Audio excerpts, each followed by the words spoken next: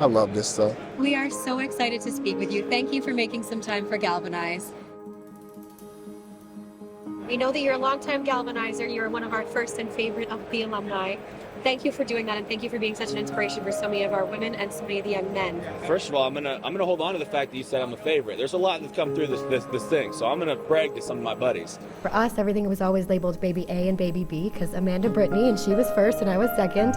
And our parents didn't realize how much that affected us until we were saying our evening prayers. And she said amen and I said B-men. And they realized like that you internalize that, and it's different for twins. One weird thing is now, like working at NBC, and I'm on the set, and Maria Taylor's our host, and it's myself, Devin, and it's Jason Garrett. And oftentimes Maria would go, Jason, what do you have for that? And I'll go to answer. And they'll kind of look at me like, what are you doing? And I had to tell them, I was like, my whole life, like Devin and Jason, Jason and Devin, I've always heard that. So if Jason's not with me and someone says Jason, I talk. Anybody you think is perfect, then you're wrong. Because we're human beings for a reason. We make mistakes, we fail, we fall, we get back up. In what ways do you turn that superpower on yourself and make sure that you are cared for? Thank you for asking that. One of the things that my counselor told me is don't let anyone knock you off your square. Yeah, she said, because things are going to come and push you and pull you, but you have to be steadfast when you're square. Don't let someone remove you from your square. I mean, that was a game changer. Even if I make Pro Bowl accolades or all pros, and that's what God had out in store for me, I think that'll all be forgotten a lot quicker than the things that I'm doing off the field and the stuff that's going to last a lot longer.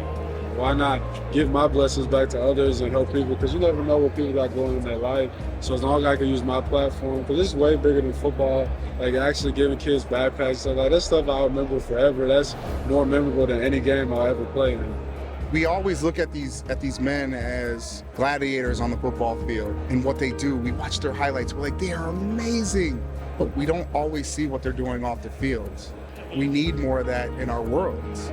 Having two same-sex parents, that's something that, you get judged for a lot. But for me, it's something that it doesn't define me, but it kind of, tells, who I am. When I moved from producer to doing sideline reporter, he said, Christy, you have to be better than everybody else on the broadcast because you're the only woman.